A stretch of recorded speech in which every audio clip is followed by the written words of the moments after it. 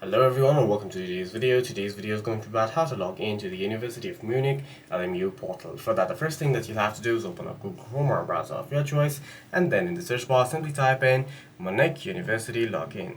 There's Munich University login, and then hit go or enter on your keyboard. Tap on the first link saying TUM online.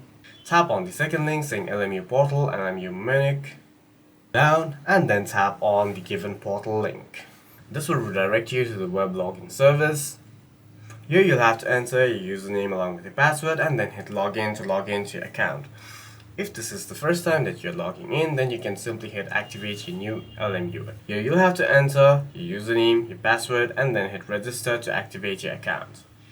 If you do not have an account, you must tap on apply for an LMU user account, tap on students, and then here you'll find out that you have to contact the LMU ID service desk to create your student account, and cannot do it by yourself.